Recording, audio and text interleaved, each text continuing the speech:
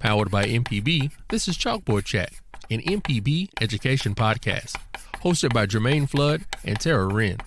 To hear this episode and more, visit education.mpbonline.org or download the MPB Public Media app to listen on your iPhone or Android device. Hi, I'm Sharetia Jones, 6th grade science teacher at Austin Middle School in Irving, Texas, and this is your Chalkboard Chat Slate Sessions.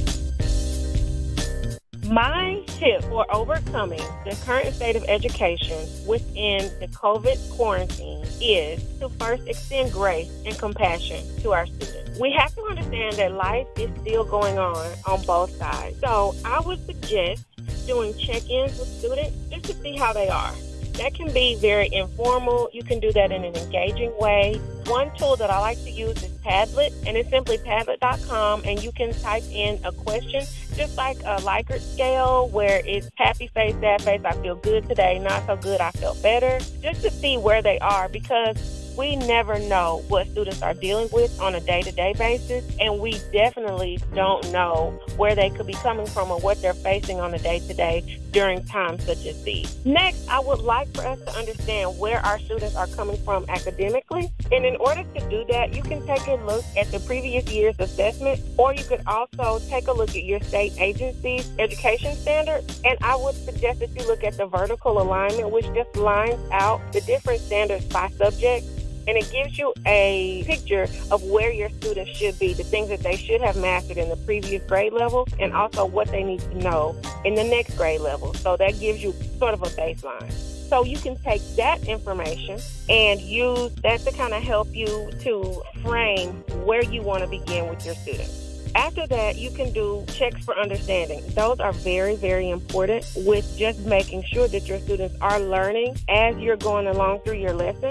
Some very quick and easy ways to do that is just informal checks. If you have online students, as most of us do, that's as simple as just conversations through Zoom and just asking them, did they understand today's lesson, or just a few questions based on the lesson from today. Some of them can be yes and no. It can be a multiple choice question. And you can also use things like study jams. Being a science teacher, that's one of the things that I like to use a lot with my students. It gives them a short informational video, and then there's a quiz at the end. It's very informal, but it is also set up to show the teacher what it is that the students know and kind of pinpoint where they may need some remediation. My last tip is to be engaging with your students, because that makes the learning process a lot smoother for them, and lots of times students relax more when they don't feel like they're learning.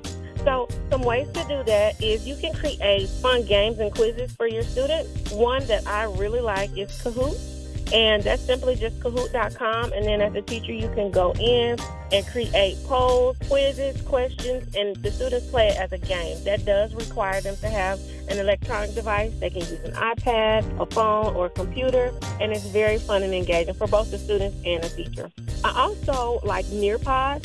Teachers can use this in order to deliver lessons to students. And it's basically similar to slide deck. So you can go in and create like a PowerPoint presentation for your students, and they do it at their own pace. And this is very great for our students who are working asynchronously. And you can assign it live and do it with your students in person, or you can just send the link for those students who may be working virtually. And you can use the library that's already there in Nearpod, or you can go in and create or edit your own Nearpod. There is quizzes. That one is also online. It's just quizzes.com. And you do the same like with Kahoot. You can create interactive, fun games with kids. The last one that I would like to share is GimKit. That's spelled GIMKIT.com. And the students absolutely love this game because they can actually host a game and play it together without the teacher, as long as, of course, it's teacher approved. But the students can use the money that they earn from answering questions correctly to ice one another out or to blur their screens. They really love the interaction with it, and you can create those questions yourself so that you can really tailor it to the standards that you need your students to master.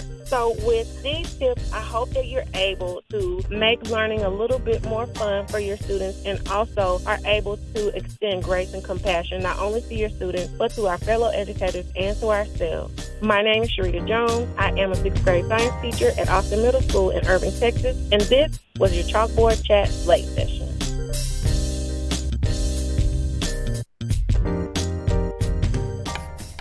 You've been listening to Chalkboard Chat, an MPB education podcast. To hear this episode and more, visit education.mpbonline.org or download the MPB Public Media app to listen on your iPhone or Android device. This podcast is hosted with love by Acast.